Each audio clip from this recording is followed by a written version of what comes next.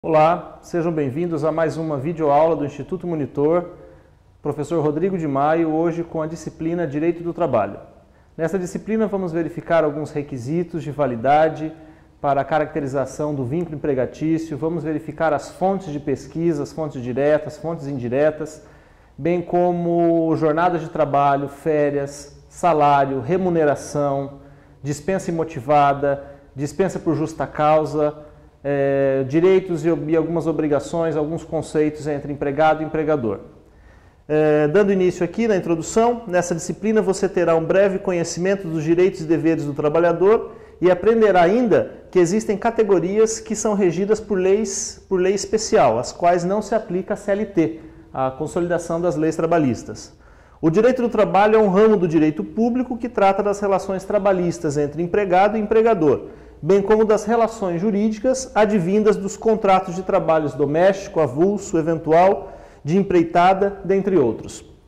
Fontes de pesquisa, como eu disse, temos as fontes diretas, a Constituição Federal, de 88, algumas leis esparsas, a CLT, decretos, instruções normativas, portarias, acordos e convenções coletivas, regulamentos internos das empresas, contratos de trabalhos individuais e coletivos, dentre outros. Princípios que regem direito do trabalho. Princípio da proteção, que significa proteger o trabalhador e estabelecer um equilíbrio na relação contratual entre ele e o empregador. Princípio da hierarquia. Deve prevalecer o interesse do trabalhador sobre a hierarquia das leis. Ou seja, nenhuma lei pode ser superior aos direitos individuais do trabalhador. Princípio da irrenunciabilidade dos direitos trabalhistas. É nula de pleno direito qualquer cláusula contratual que verse sobre renúncia de direitos trabalhistas. Muito embora conste, possa até constar no contrato alguma renúncia desse direito, qualquer contrato que for levado à Justiça do Trabalho será considerada nula essa cláusula que verse aí sobre irrenunciabilidade de direitos do trabalhador. Temos o princípio da primazia da realidade, que vige a realidade prática da relação trabalhista e não o que estiver escrito no contrato de trabalho ou na carteira de trabalho e previdência social. O princípio da primazia é a realidade fática da situação, independentemente do que consta na carteira de trabalho, no que consta do seu contrato de trabalho. Um exemplo, se você tiver registrado que você ganha R$500 por mês na carteira, mas na realidade você ganha abaixo disso ou você ganha acima disso, o que vale é o que você percebe na realidade e não o que estiver escrito lá na carteira de trabalho ou no contrato de trabalho, se houver. Tá? Então, o que vige é a realidade e não o que estiver escrito no contrato. É a realidade fática sendo provada através de meios de prova, testemunhas, etc. Princípio da continuidade da relação empregatícia, que após o período de experiência, que são 90 dias, se não houver a rescisão, passará o contrato a vigorar automaticamente por prazo indeterminado. Outro princípio, o princípio da boa-fé. As partes devem sempre usar da honestidade e agir sem malícia para que haja uma relação trabalhista digna, e ética. Por fim, o princípio da integralidade de intangibilidade dos salários. Significa que os salários são protegidos por leis, são, portanto, impenhoráveis. Só podem sofrer descontos expressamente autorizados por lei. Um exemplo, o vale, o adiantamento que você pode receber, os descontos de INSS, convênio médico, imposto de renda, vale transporte, vale refeição e outros direitos que porventura estiverem lá previstos na sua convenção ou acordo coletivo. Tá? Então, os salários, como eu disse, são impenhoráveis. Por mais que você seja um devedor e você seja executado em uma ação civil e você não tem bens para suportar esse débito e você só recebe o seu salário, esse seu salário jamais poderá ser penhorado, pelo princípio da intangibilidade dos seus salários. Porque o salário significa o quê? É a sua alimentação, é a sua manutenção, o seu meio de sobrevivência, é o seu alimento. Então, por isso que a lei protege o salário. Vamos falar sobre o próprio contrato de trabalho. É o instrumento através do qual se formaliza a relação jurídica existente entre o empregado e o empregador, estipulando-se os horários, a remuneração, a função e demais regras que nortearão a prestação do serviço. Conceitos. O que vem a ser o empregador? Empregador pode ser a pessoa física ou jurídica, ou ainda um grupo econômico que, em caráter não eventual, emprega e subordina a pessoa física com o fim de beneficiar-se com seus serviços, pagando-lhe uma remuneração para tanto, né? Então, olha lá o conceito de empregador. E o empregado? Para a gente verificar o requisito do que venha a ser o empregado, para caracterizar uma relação trabalhista, eu preciso desses requisitos aqui, previstos ali no artigo 3º da CLT. Então, para ser empregado, eu tenho que ser uma pessoa física, é um dos requisitos, pessoa física, prestar serviços com habitualidade e pessoalidade, esses que são em negrito são os requisitos previstos lá no artigo 3º, né? Então, com habitualidade, pessoalidade e subordinação, mediante uma remuneração. Então, olha lá os requisitos: pessoa física, trabalhar com habitualidade e pessoalidade, mediante uma remuneração e subordinação. Esses, você comprovando esses requisitos ali do artigo 3º, está caracterizado o seu vínculo trabalhista com todos os direitos a partir daí advindos da legislação. Convenção coletiva de trabalho, né? Conceito do que vem a ser a convenção. São pactos jurídicos firmados entre o sindicato patronal e o sindicato dos trabalhadores. Então, quando estivermos falando de convenções coletivas, esses acordos são firmados entre sindicatos. O sindicato dos patrões e o sindicato dos empregados, tá? E o sindicato dos trabalhadores de uma determinada categoria, valendo para os trabalhadores e empresas daquela categoria e situados dentro dos limites territoriais dos sindicatos que formaram a convenção. Direitos, deveres, benefícios, horários de trabalho e outros direitos ali previstos para os trabalhadores ali naquela convenção coletiva, tá?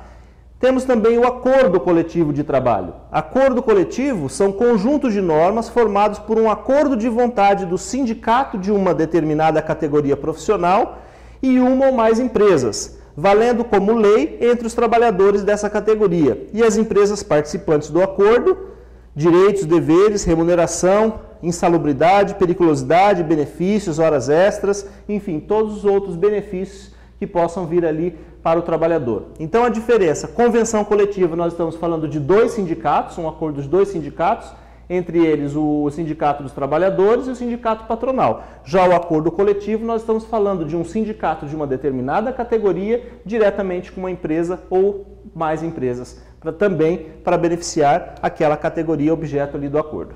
Ok? Nós vimos o contrato de trabalho, como se forma, né? O período de experiência, se decorrer os 90 dias e não houver nenhuma oposição do empregador, ele prorroga-se automaticamente a partir do 91º dia, né? Então, olha lá agora com relação à extinção do trabalho. Como extingue a relação jurídica de trabalho? Pode se extinguir por inúmeras razões, tais como a morte do empregado, põe fim à relação trabalhista, aposentadoria, demissão voluntária, dispensa imotivada, dispensa por justa causa, rescisão indireta e o próprio fechamento da empresa. Vamos estudar agora cada um deles especificamente. Demissão voluntária. O que vem a ser essa demissão voluntária? O empregado pede a demissão por não lhe interessar mais a continuidade da relação trabalhista. E nessa situação onde o empregado pede demissão, ele tem direito ao salário, 13º proporcionais, se tiver trabalhado mais de 6 meses, férias proporcional e o cumprimento do aviso prévio, sob pena de indenizar o empregador, né? Porque ele tem que comunicar com 30 dias de antecedência. Agora, se ele falar, a partir de amanhã não venho mais, está sujeito ele a indenizar 1 mês de salário ao seu empregador. Não pode levantar o FGTS, perde direito a multa de 40% e não recebe o seguro-desemprego. Então, essas são os efeitos para uma demissão voluntária, né? Então, você percebe que a partir do momento em que o empregado pede demissão, ele perde ali alguns dos direitos básicos do trabalhador, tá ok? E a dispensa imotivada? Ela ocorre quando o empregador, sem justo motivo, põe fim ao contrato de trabalho, dispensando o empregado sem justa causa. Porque também não é interessante mais para o empregador manter aquela relação com aquele profissional, com aquele empregado. Neste caso, o empregado terá todos os direitos trabalhistas, ou seja, terá direito ao aviso prévio, que poderá ser indenizado se ele não for cumprir os 30 dias, terá direito ao 13º proporcional, férias vencidas acrescidas do terço constitucional, saldo do salário, a multa dos 40% sobre o valor do depósito na Caixa Econômica Federal, levantamento do FGTS. E também, se ele trabalhou mais de 6 meses, terá direito às guias do seguro-desemprego. Então, nesse caso da dispensa imotivada, é onde o trabalhador tem todos os direitos previstos na legislação para recebimento ali das suas verbas rescisórias, ok? Outro motivo de dispensa, dispensa por justa causa, que vem a ser um fato ou acontecimento grave que impede a continuidade do trabalho, tornando impossível ou insuportável o relacionamento entre empregado e empregador. Ou seja, houve a quebra total de confiança daquela relação trabalhista, né? O trabalhador demitido por justa causa perde o direito ao aviso prévio, perde o direito ao levantamento do FGTS e a respectiva multa de 40% e ainda ao 13º proporcional, recebendo única e exclusivamente as férias proporcionais e o saldo do salário. Tá? E quando pode ocorrer a dispensa por justa causa? Quando ocorre uma desídia por parte do funcionário, tá? Uma improbidade que está ligada à desonestidade, embriaguez habitual ou em serviço, violação dos segredos da empresa, atos de indisciplina, abandono de emprego, ato lesivo à honra e à boa fama, e também aqueles que participam de jogos de azar, né? Então esses são os que são demitidos por justa causa e vocês percebem que eles realmente não têm direito algum praticamente, a não ser o quê? O saldo de salário que ainda lhe resta trabalhar e o 13º também proporcional. Tá? Então vocês verificam a diferença do trabalhador que foi dispensado por justa causa e aquele que foi dispensado sem justo motivo. Ok? Dispensa indireta. Dispensa indireta ocorre quando o trabalhador pede para colocar fim ao contrato do trabalho por culpa exclusiva do seu empregador, que descumpre as normas do referido contrato e dos direitos trabalhistas. Neste caso, comprovada a culpa do empregador, o empregado terá direito às mesmas verbas rescisórias que receberia se fosse dispensado sem justa causa, levantando o FGTS, recebendo a multa de 40%, fazendo jus ao seguro-desemprego. E quando pode ocorrer essa quebra da relação trabalhista por culpa do empregador? Ou seja, o próprio empregado é que pede demissão, mas por culpa não dele, mas e sim do empregador dele. E quando pode ocorrer isso? Quando ocorre um rigor excessivo por parte do empregador, ofensas físicas e morais ao trabalhador, pode ocorrer a dispensa indireta, ainda que o trabalhador permaneça no trabalho. Ou seja, eu estou trabalhando, meu contrato de trabalho está em vigor, eu faço uma reclamação na delegacia do trabalho, enquanto ele não for citado, ou melhor, até que ele seja citado, a partir do momento em que ele for citado dessa minha reclamação, ele vai saber através daquele documento, eu não preciso falar nada para ele até então, e a partir do momento em que ele for citado, ele não pode mais me mandar embora. Enquanto o inquérito, aquela reclamação não for concluída e a Justiça do Trabalho não tiver se manifestado com relação a essa situação. Né? Então, sem comunicar o fato ao empregador, assim que for citado na ação, ele não poderá mais demitir o empregado antes do término da apuração da queixa e julgamento da mesma pela Justiça do Trabalho. Tá? Então, falamos ali de alguns direitos com relação à extinção do contrato de trabalho. Né? Falamos item a item, cada um que ocorre e os direitos previstos em cada uma daquelas situações. E com relação à jornada de trabalho, a lei prevê uma jornada máxima de 8 horas diária, semanal de 44 horas e mensal de 220 horas, visando o bem-estar e a saúde física e mental do trabalhador, bem como a segurança no trabalho. Todas as horas que ultrapassarem a jornada normal permitida por lei serão remuneradas com um adicional de hora extraordinária. A CLT, Consolidação das Leis Trabalhistas, prevê um adicional de 50% para as 2 primeiras horas extras diárias. E a Constituição Federal prevê um adicional de 100% para as horas laboradas nos domingos e feriados. Todavia, se a convenção ou o acordo coletivo dispuserem adicionais maiores, estes deverão ser utilizados por serem mais benéficos ao trabalhador. Então verifique, mesmo que a legislação e a Constituição Federal fale uma coisa, o que vai prevalecer, se o acordo coletivo, a convenção coletiva dispuser sobre um direito que for mais benéfico para o trabalhador, é o que terá eficácia. Então, o acordo coletivo e a convenção coletiva, ela passa, nesse caso, a ter mais eficácia do que a própria legislação. Com relação às horas extras trabalhadas, entre as 22 horas de um dia e as 5h30 do dia seguinte, devem sofrer um acréscimo do adicional noturno de 20% sobre o salário hora. Esse adicional deve ser aplicado sobre o valor final da hora extra. Então você, além de receber as horas extras, também receberão o quê? O adicional noturno, se essas horas forem exercidas a partir das 22 horas de um dia até as 5h30 do dia seguinte, tá? E com relação ao adicional noturno, a jornada de trabalho noturno, por ser menos favorável à saúde do trabalhador, é reduzida e sofre um acréscimo de 20% sobre o salário. Considera-se jornada noturna aquela realizada entre as 22 horas de um dia e as 5h30 do dia seguinte, tá? Com relação ao adicional de insalubridade, o que vem a ser o adicional de insalubridade? É aquela situação em que o trabalhador labora em condições que oferecem risco ou prejuízos à sua saúde, né? Que são, perante a lei, indenizados a um adicional que varia entre 10%, 20% ou 40% sobre o salário mínimo vigente à época. Então é sobre o salário mínimo do país e não sobre o salário que você recebe na sua carteira. O índice a ser aplicado varia de acordo com o grau de insalubridade. E quem trabalha nessa insalubridade? São aquelas pessoas que trabalham inalando gases tóxicos, pintura automotiva, que trabalham em minas de carvão, ou seja, aquelas situações em que colocam em risco a saúde do trabalhador. Então essas são indenizadas 10%, 20% ou 40% sobre o salário mínimo vigente no país, tá? Já o adicional de periculosidade, ele é um pouco diferente. Por quê? Ele não põe em risco a saúde, ele põe em risco a própria vida do trabalhador.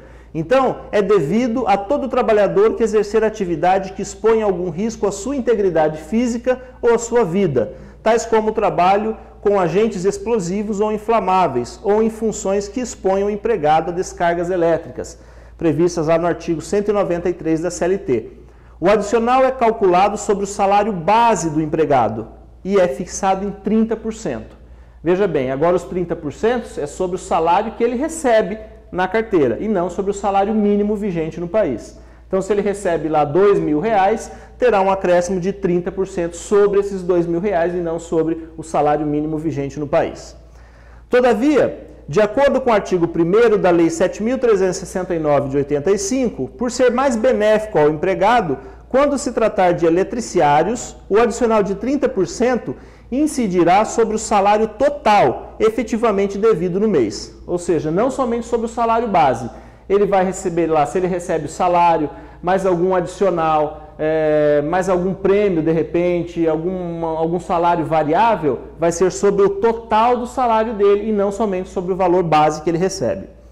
O trabalhador poderá optar em receber o adicional de insalubridade ou de periculosidade, caso trabalhe em ambas situações, caso o acordo ou dissídio judicial coletivo seja omisso, né? Então, se ele trabalha em uma condição insalubre e de periculosidade, ele pode optar se o acordo coletivo ou dissídio não for omisso com relação a essa situação. O que é mais benéfico para ele? Receber 10, 20 ou 40% sobre o salário mínimo ou 30% sobre o salário que ele recebe efetivamente? Eu acho que se tivesse que optar, seria pela periculosidade, que a vantagem e o benefício é muito maior, ok? Com relação ao salário.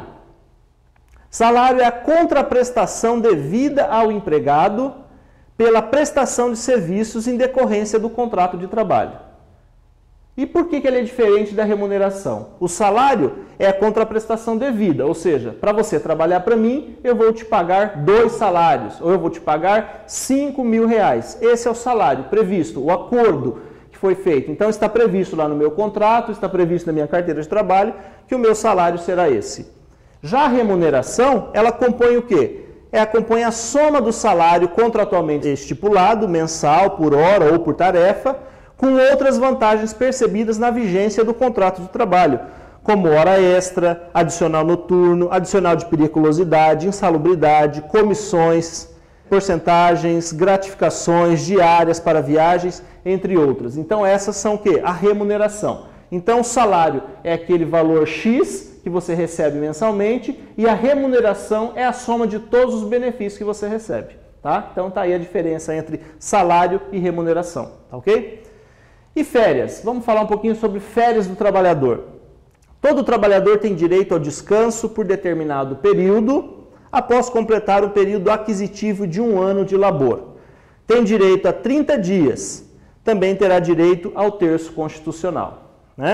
O número de dias de férias a que o trabalhador faz jus dependerá de suas faltas injustificadas. Então, a CLT prevê que a cada número de faltas que você tenha não justificadas para a empresa, ou seja, aquelas que não foram apresentados os atestados médicos que justifiquem, que abone aquela sua falta, você terá o quê? A redução desses 30 dias aqui de trabalho, tá ok? 13º salário. A lei concede ao trabalhador um salário a mais a cada ano de serviço e não pode ser renunciado. Nós já vimos lá atrás o princípio da irrenunciabilidade de direitos.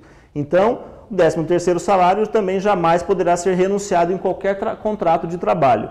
Deve ser pago sobre a média das remunerações mensais. Olha lá, 13º salário ser pagas sobre o quê? As remunerações mensais percebidas e não sobre o salário base. Tá? A diferença, lembra que eu falei entre salário e remuneração? O 13º tem que ser pago em cima da remuneração, que seria o que? A soma de todos os seus benefícios, tá ok? Então deve ser pago sobre a média das remunerações mensais percebidas pelo trabalhador, quando este tiver em seu salário parte fixa e parte variável, né? Que seriam as comissões. O trabalhador terá direito a 1/12 de salário a cada mês em que houver trabalhado efetivamente, tá ok? O trabalho autônomo é o trabalho prestado por uma pessoa física de forma esporádica ou eventual, não subordinado, remunerado, sem vínculo empregatício para execução de serviços específicos, né? Então, está lá o trabalho autônomo, né? Ele não tem vínculo nenhum com o seu empregador, não tem subordinação, recebe uma certa remuneração, mas não tem vínculo empregatício, né? E também a legislação prevê a proteção da mulher e do menor, né? A lei trabalhista assegura à empregada mulher o direito à estabilidade provisória durante o período gestacional e o direito à licença maternidade por 120 dias. Garante também o direito a faltas justificadas para a realização do pré-natal e dos exames necessários aí durante toda a sua gravidez. Quanto ao trabalho do menor, a lei e a jurisprudência reconhecem a sua fragilidade e o seu direito à educação e ao desenvolvimento integral. Neste sentido, fica proibida a contratação de menores de 16 anos. Esses menores eles têm o direito de sair mais cedo para chegar à escola ou à universidade, têm direito também às férias deles, que coincidam com o período das férias escolares, tá? E não pode trabalhar à noite. E quanto às horas extras, essas não podem ultrapassar 2 horas diárias. Tá ok? Então, encerramos aqui esse módulo de Direito do Trabalho. Trouxemos aqui para vocês os requisitos, princípios de validade, alguns requisitos com relação à relação jurídica de trabalho, conceitos de trabalho, de empregador e empregado, né? Alguns conceitos ali como acordo coletivo, dissídio, convenção coletiva, férias, 13º, salário, remuneração. Espero que vocês tenham aproveitado o módulo e estamos aí abertos a discussões. Para vocês, obrigado pela atenção e até a próxima.